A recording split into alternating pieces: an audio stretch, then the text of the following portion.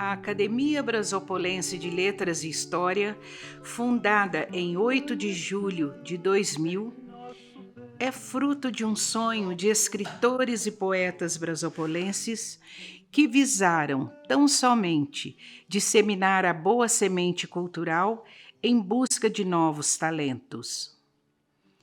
Brasópolis, terra de poetas, vai nos mostrar parte desta riqueza literária numa coletânea de 13 de nossos poetas escolhidos aleatoriamente para este documentário.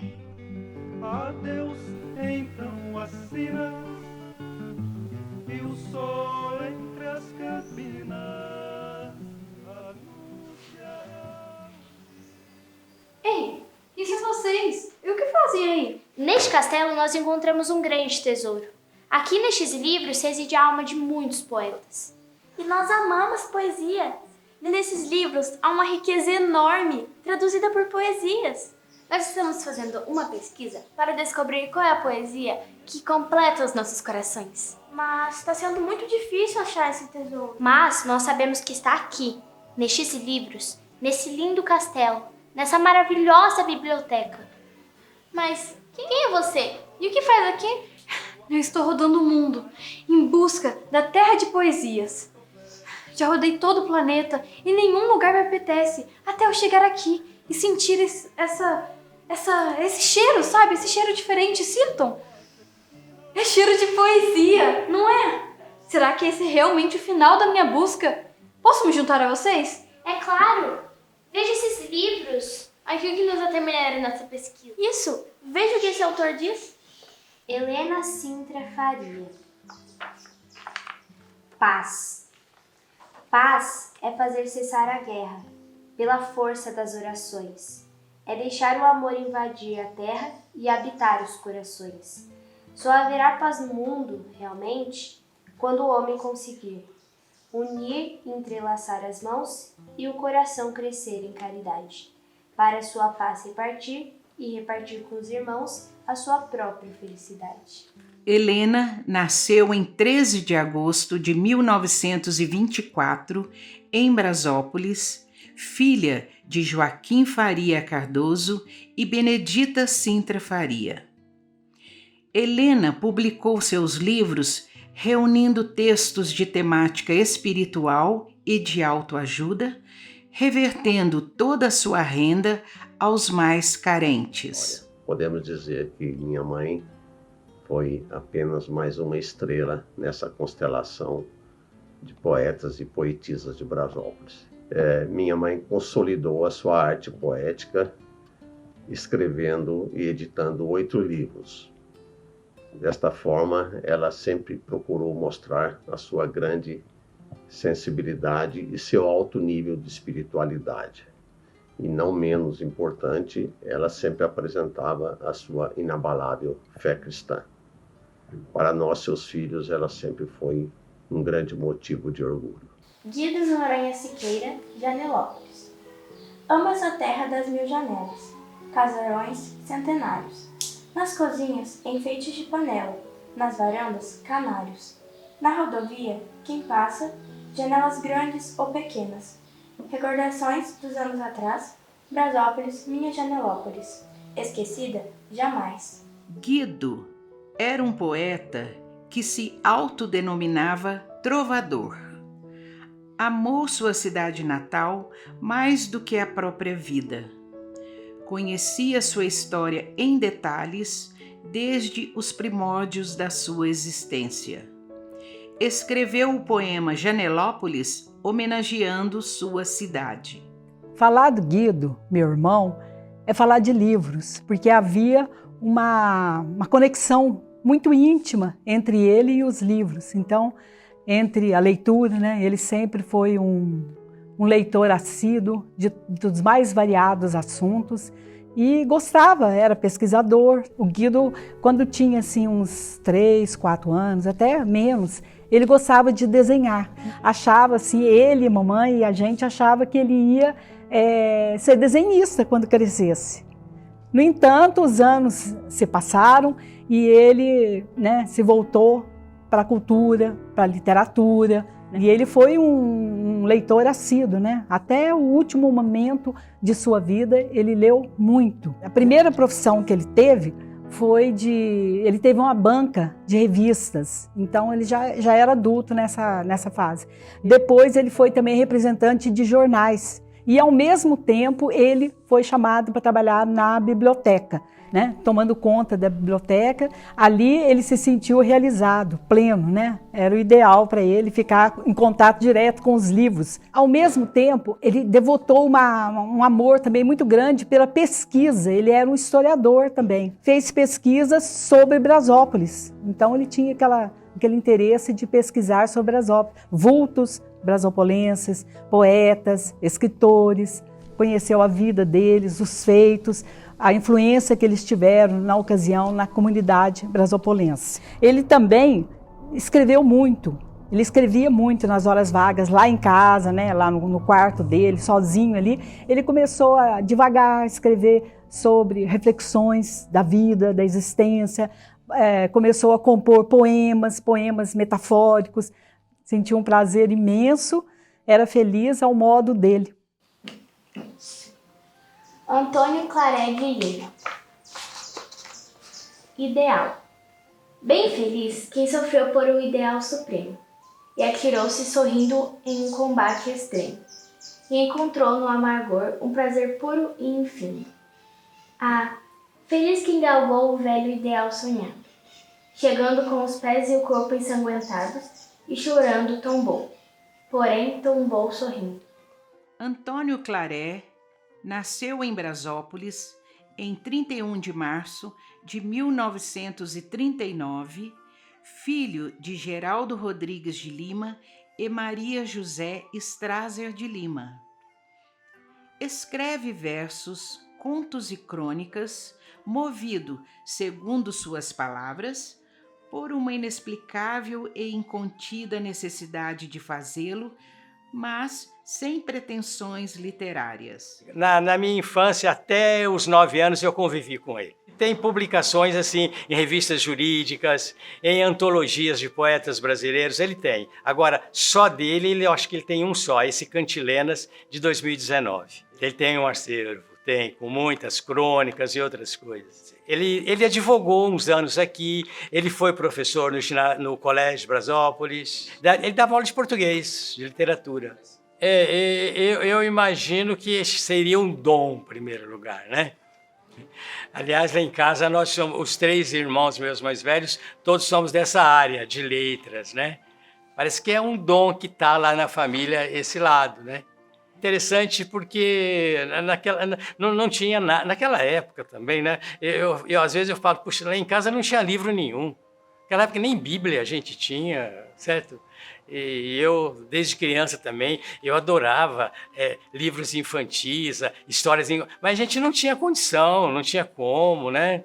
E na escola também não se falava muito. Eu não lembro, por exemplo, quando eu estudei lá no grupo, de ter uma biblioteca lá, da gente ir para a biblioteca, de ler, não tinha isso. Era só aquele livro lá da cartilha e a gente ia lendo por ali só. Eu admiro muito esse meu irmão mais velho, Claret, porque ele, por exemplo, não teve a formação que esse meu irmão do meio, entre eu e ele, e eu tivemos, porque esse meu irmão teve no seminário e eu também. Lá nós tivemos outra formação, né? A formação de seminário foi muito mais primorosa que a formação que o Claret pegou aqui, porque o Claret ficou aqui. Certo? Agora, ele, né, o normal, eu acho, para aquela época, era ele ficar por aqui, certo? E trabalhar num banco, e trabalhar em alguma coisa, porque ele fez escola de comércio também, aquela antiga escola de comércio, ele fez aqui em Brasópolis também. Não, mas ele correu atrás. Isso que eu admiro nele. A minha grande admiração por ele é essa, né?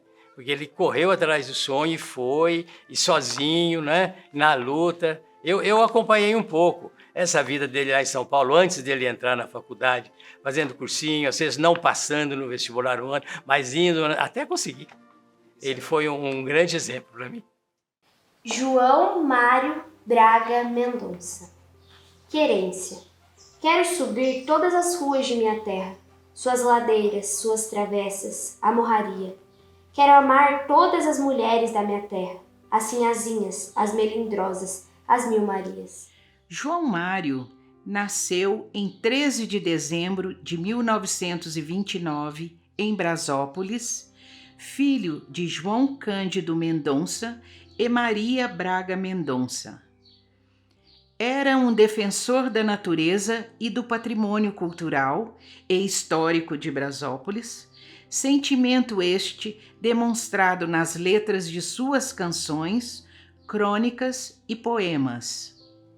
Meu pai, ele escrevia sobre tudo, né? Ele escrevia sobre natureza, sobre pessoas, sobre questões políticas, né? No tempo do Menestrel, que ele fazia aquelas crônicas do rádio, ele fazia sobre questões sociais, políticas aqui da cidade, dia a dia, personagens interessantes, pessoas interessantes, né? Fatos corriqueiros. E também gostava, né, de música, fazia muita música para carnaval, né? Música sobre mulheres, né? E muitas vezes eu vi assim, meu pai escrever, inclusive ele me chamava às vezes para perguntar alguma coisa, para ver o que ele estava fazendo, pedir opinião. Eu, criança, adolescente, às vezes ia lá ver, ele ficava no escritório, mesmo que ele trabalhava, né? Como contador, e ali ele ficava escrevendo. Às vezes à noite, me chamava para ver, às vezes, coisas que ele escrevia. Bem legal, bem legal. Era assim, ele não tinha assim um assunto. Qualquer assunto era assunto para ele escrever. Ou compor algum tipo de música, né? Era realmente um homem multifacetado. Tem uma que ele fez para mim, quando eu nasci. Tem uma que ele fala sobre a minha mãe, que é muito linda. É um amor, sim, é sobre o amor dele pela minha mãe, né? Tem aquela do Coreto, que é muito bonita, um poema sobre o Coreto da praça. A Querência, que é linda, e que é um poema lindo.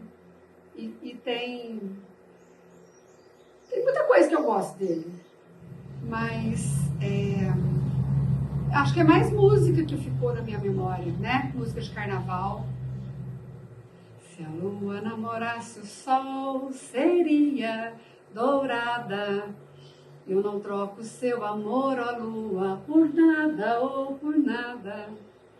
Fiz uma linda serenata, meu amor não me ouviu.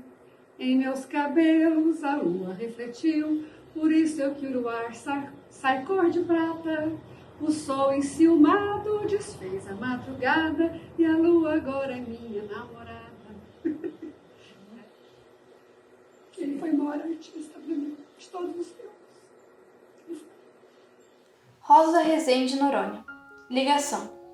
Tu és, tu estás, tu serás. És o que meu sonho traçou. Estás onde meu coração decidiu ficar. Serás até quando sentimos a beleza do amor. Então, até quando quiseres, permanecerás. Rosa nasceu em 12 de maio de 1959 em Brasópolis, filha de Antônio de Oliveira Noronha e Rosinha Rezende Noronha. Rosa sempre superestimou os livros. Antes de alfabetizada, já contava histórias para suas bonecas. Já na fase adulta, dedicou-se aos versos, à prosa poética, ao conto, ao romance, à crônica. Rosa Noronha é uma ilustre cidadã brasopolense. Ela não nega suas origens. Filha de Rosinha Rezende Noronha e Antônio de Oliveira Noronha, dois grandes escritores. Também teve na família a influência de professores, músicos, fotógrafos, artesãos e outros artistas. Como ela cresceu em um meio criativo, ela despertou-se muito cedo para a literatura, antes mesmo de se alfabetizar. Foi quando ela produzia versinhos e contava historinhas inventadas para suas bonecas. E sempre teve o romantismo em sua essência, Então, com menos de 10 anos, ela já oferecia poesias de amor ao garotinho de quem gostava. E na adolescência foi muito sonhadora, apaixonada, sensível. Nessa época ela produziu muitos contos, crônicas, poemas, e que marcaram seu amadurecimento como mulher e como escritora. Ela sempre foi muito tímida e modesta. Então, publicou muitos textos sob pseudônimos. Hoje em dia ela vem vencendo essa inibição e já assina seus textos, e inclusive seu livro. Ela também inscreveu-se em concursos literários, sendo agraciada com prêmios e reconhecimentos. Os temas recorrentes na escrita da minha mãe são amor, vida, morte, relações interpessoais, empoderamento feminino, compaixão pelos animais e política. Ela escreve com muito sentimentalismo, muita emoção, mas também com bastante humor e ironia. Ela costuma, assim, observar bastante situações do dia a dia, coisas que para a maioria das pessoas não é nada, que passaria despercebido. Só que ela transforma aquilo e aí cria um texto de profundas reflexões sobre a humanidade. Ela ficou um tempo sem escrever durante a fase adulta, vários anos, e na última década ela retomou a escrita, talvez de forma até mais contundente. E ela começou a publicar esses textos no Facebook. Foi aí que muitas pessoas começaram a admirar e seguir o trabalho dela. E essas pessoas, juntamente com a família, os familiares, conseguiram convencer a minha mãe a publicar o primeiro livro dela. Foi ano passado o lançamento, em 2022. Esse livro se chama Renascer e reúne diversos poemas que foram escritos ao longo de toda a vida da minha mãe. Eu tenho certeza que a arte da minha mãe contribui muito com o patrimônio cultural de Brasópolis, que já é muito rico, e incentiva as diferentes gerações a gostarem de arte, a admirar arte e talvez até produzir a sua própria arte.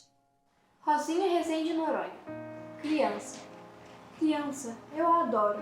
Admiro as suas travessuras. A sua ingenuidade. Você é pura. O pecado ainda não a contaminou. Você é o símbolo do amor, da ternura e da paz. Rosinha nasceu em 13 de julho de 1918 em Brasópolis, filha de Alfredo Fernandes Rezende e Adelaide Oliveira Rezende. Rosinha é autora de vários poemas e crônicas, publicados em diversos jornais.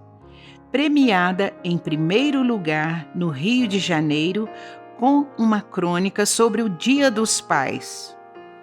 Rosinha nos diz, em poesia, é o fogo crepitante no fogãozinho a lenha, soltando fumaça pela chaminé, o carro de boi cantando pela estrada poeirenta. Poesia, pássaros, flores, fazenda, música, luar, num misto de ternura e saudade. A vinda para a cidade, época em que acrescentaria ao seu fazer poético extensa gama temática, destacando-se os versos líricos, os de ordem social e de apreço familiar, entre outros. Casou-se em 1948 com o professor Antônio de Oliveira Noronha, também poeta. A viuvez veio em 1962. Diz então em Esquecê-lo jamais. Não posso esquecê-lo, porque o conheci para tão cedo perdê-lo. Cronista, foi premiada, em primeiro lugar, no Rio de Janeiro, com textos sobre o Dia dos Pais. Poetisa, Seu poema Se Eu Pudesse foi também premiado pelo programa radiofônico A Voz da Alemanha. Participou de obras coletivas. Em abril de 2010, lançou Desabafo, livro de poemas. Em 2013, Rosinha despede-se do mundo. Alfredo de Oliveira Noronha, a Brasópolis. Brasópolis, eu te ofereço meus pobres versos em flor. Simples trovas, reconheço, mas teu filho é o trovador. Alfredinho nasceu em 12 de fevereiro de 1900, filho de Eugênio Luiz Gonçalves de Noronha e Elisa de Oliveira Noronha. Autor de lindos e bem-humorados versos, retratando de forma graciosa a realidade política da época. É o autor do Hino a Brasópolis. Embora eu não tenha convivido com ele, sua memória ainda é muito presente na minha vida. Eu me lembro quando criança que minha mãe, minha avó, minhas tias se arvoravam para colher o material, suas poesias, que eram publicados em jornais, seus manuscritos, suas fotos, para entregar para as crianças que batiam na porta para realizar seus trabalhos escolares. Além dessas memórias, eu também lembro que eu sempre recitava essas poesias nas festas, no grupo, e que eu ficava muito nervosa nessas ocasiões. Mas além da minha memória, eu acho que em relação às poesias do meu avô existe uma memória coletiva, porque afinal, assim, né, qual o brasopolense da Gema que não se lembra de pelo menos cantar um pedacinho do Hino a Brasópolis, cuja letra é dele, né? E também tem a poesia Felicidade, o Balãozinho, que é bastante conhecido.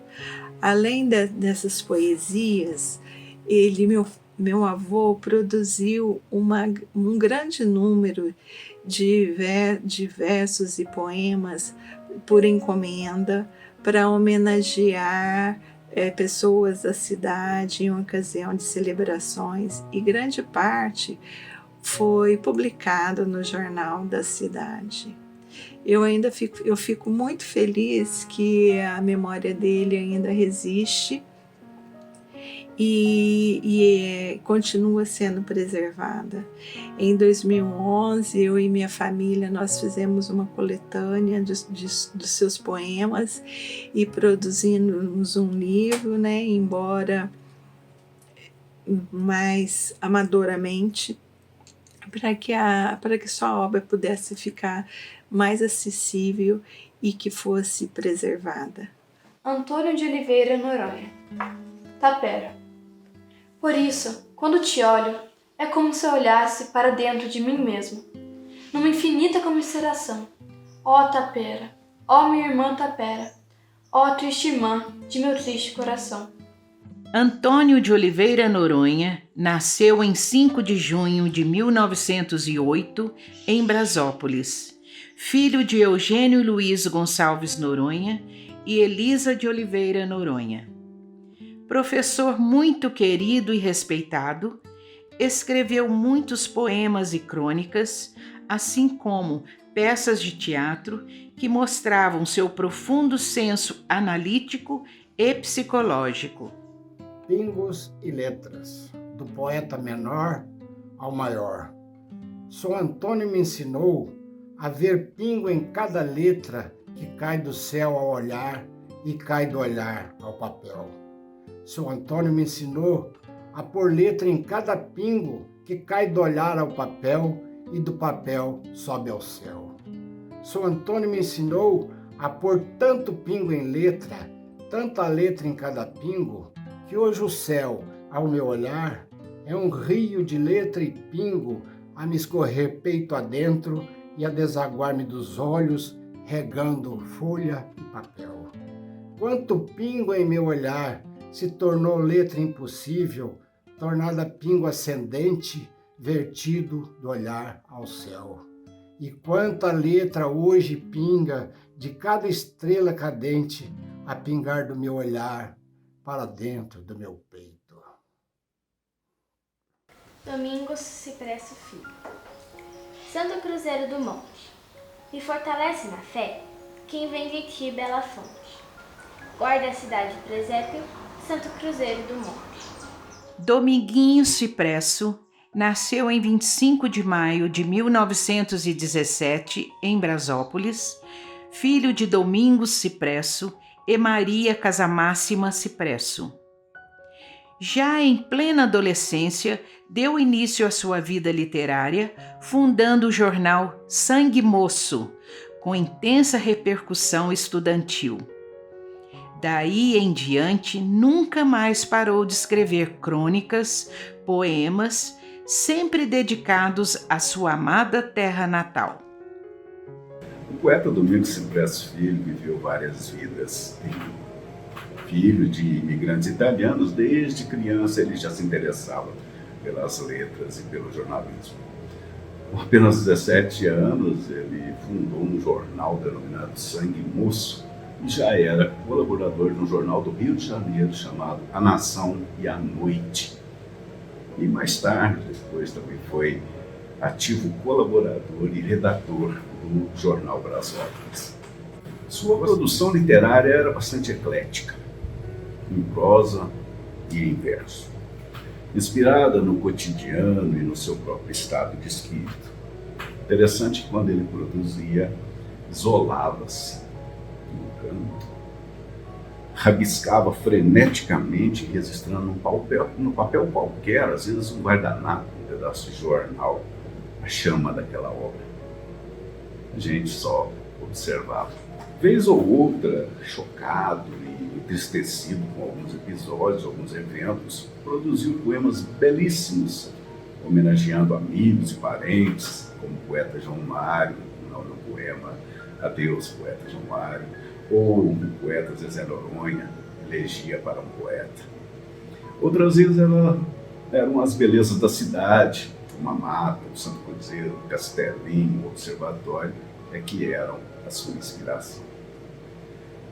Acontecia também na inspiração vir de algum evento aleatório, como aquele soneto, o buque do milênio, ou da saudade de algum lugar em que ele tenha sido feliz em suas andanças. Mas a inspiração vinha também na chamada on demand, né? Aquela inspiração por encomenda, em que eu destaco um episódio em que essa produção foi por encomenda, na obra literária Aquelas Trovas sobre o Rio Vargem Grande. O título é Deixemos o Vargem Grande.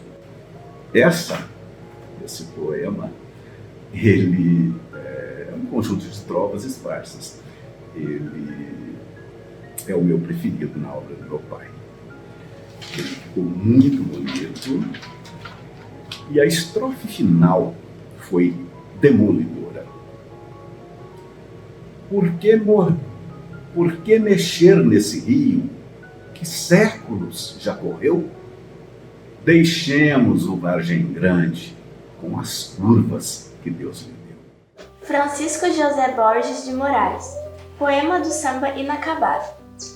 E a quem interessar possa, deixe uma velha mania, sempre crer, ter fé na vida, coisa que não se usa mais.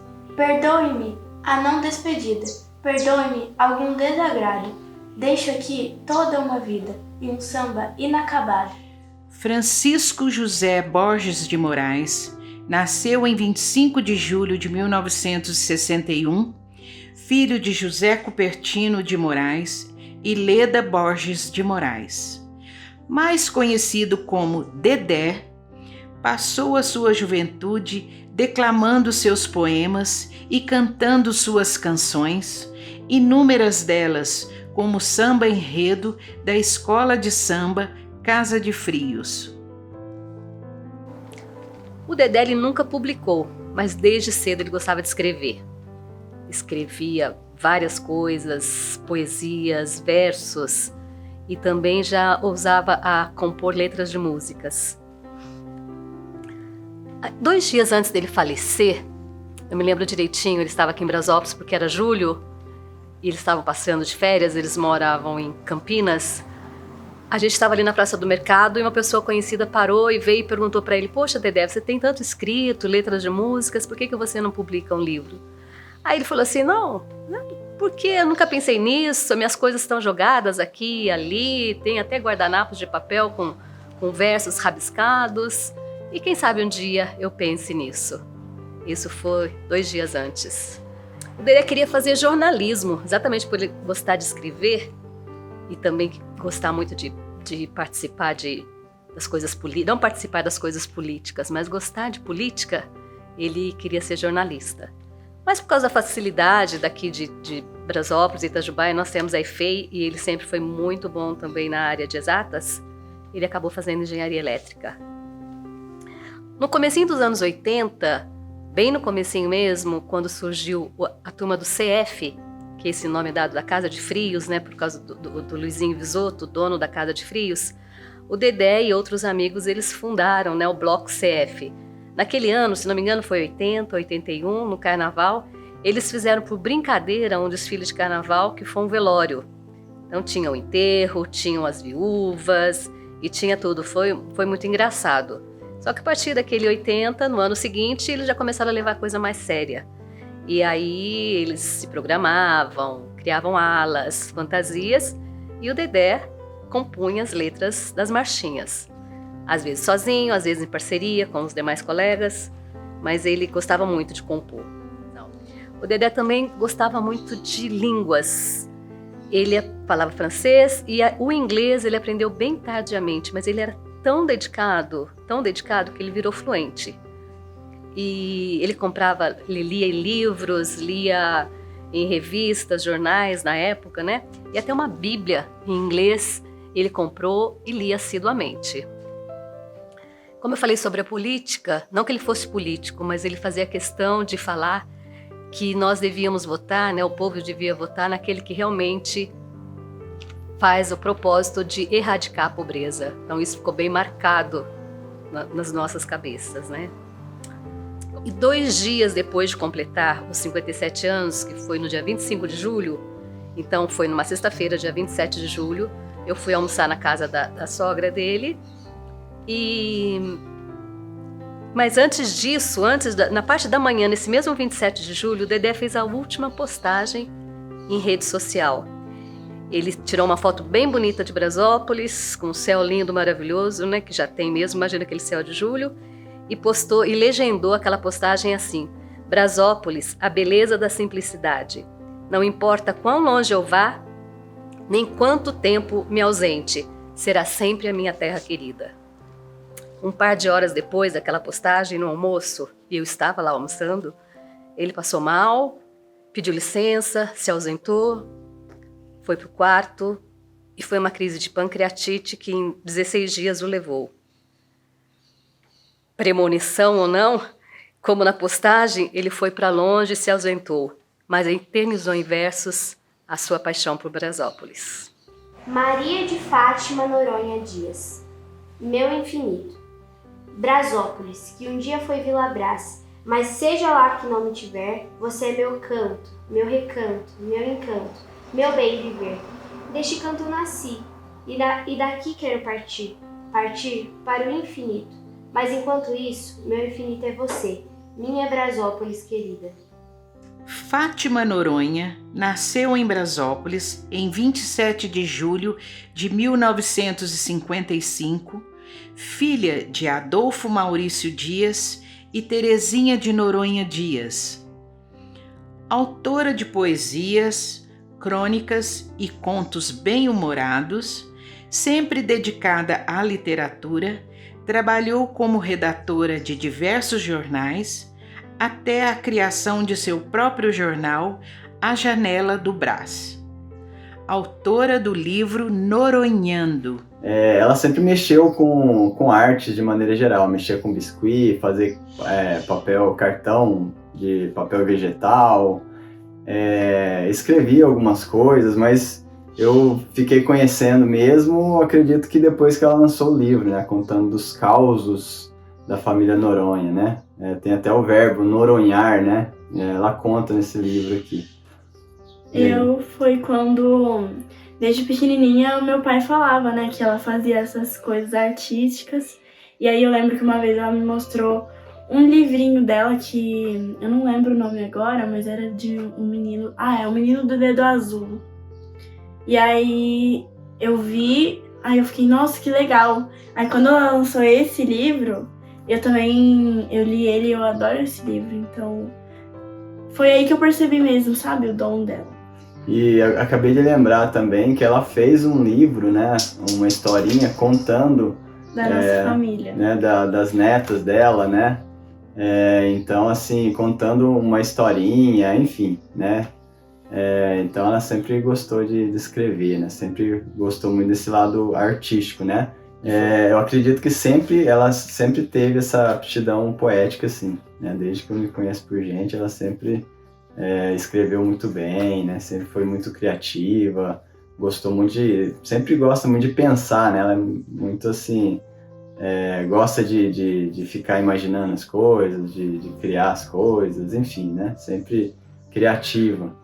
Eu também acho, porque desde que eu me lembro, assim, das minhas memórias mais antigas com ela, eu lembro da gente falando, tipo, coisas assim, sobre a língua portuguesa, porque a gente concorda muito em algumas coisas. Então, por exemplo, a pessoa fala errado, eu já falava, lá, vó, a pessoa falou errado. E a gente ficava conversando. Então, desde que eu me lembro, ela sempre foi assim pra mim.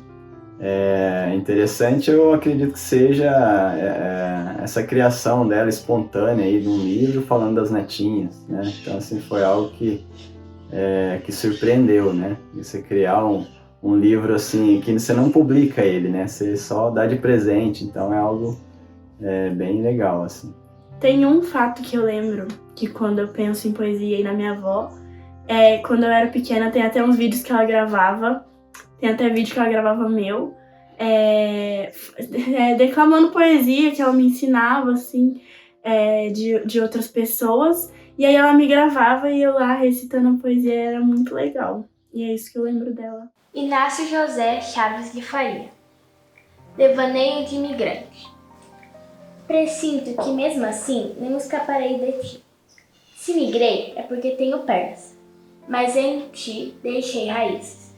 E nas asas de um pássaro, quiçá marrom, sempre voltarei e feliz. Inácio é filho de Antônio Arruda de Faria e Célia Augusta Chaves de Faria. Nasceu em Brasópolis em 30 de abril de 1962. Professor entusiasta, dedicou sua carreira, parte dela, nas escolas de Brasópolis. Autor de inúmeras poesias, escreveu um livro totalmente dedicado ao seu tio Daniel, intitulado Um Céu para Daniel. Eu tive o privilégio de quando ele escrevia alguma coisa, um poema, escrevia algum texto, e eu era a primeira pessoa que ele mostrava essa poesia, esse texto. Então, desde pequeno, eu já tenho informação dessa capacidade dele, né, essa vontade dele de querer ser escritor. Então ele criou jornal num período grande, fez os festivais de música. Então foi uma geração que se pensou muito, que se criou muito e que fez muita poesia. Publicações, o que ele fez mesmo foi um livro agora de memórias, que primeiro ele começou a escrever um pouco durante a pandemia, e até porque ele já estava diagnosticado com câncer no pâncreas, e a melhor coisa que ele fazia era escrever e ter esse tempo para isso, tinha um tempo para isso. Então, na pandemia, ele começou a desenvolver o projeto do livro, que ele tinha um sonho de executar mesmo, e que era uma homenagem ao meu tio, né? Então ele fez essa primeira versão e pegou e mostrou para mim. Eu até fiz uma crítica com ele, eu falei, olha, então se você usar, por exemplo, você também, dentro do seu modo de viver, a convivência que você teve com ele, então eu acho que aí ele pegou um pouco, pescou bastante dessa conversa que eu tive com ele, também fez outros cursos, porque daí ele resolveu desenvolver melhor a parte de escrita para desenvolver um livro, as métricas, para ter um cuidado melhor de elaboração de um livro. E isso chegou no que ele finalizou, que chama Um Céu para Daniel. O Inácio ele teve uma vida muito curta, encarou a morte com uma serenidade, uma maturidade, um brilhantismo que eu fiquei assustadíssimo, porque era um dos grandes pavores da vida dele, era a morte. Foi feliz enquanto pôde, teve as suas glórias, teve os seus sonhos realizados. Então foi um ser humano que, sempre falei para ele, você é um exemplo para mim, pode ficar tranquilo com isso. Você é um exemplo de vida para mim. E um apaixonado pela cidade de Brasópolis. Maurício Braga de Mendonça, milagre.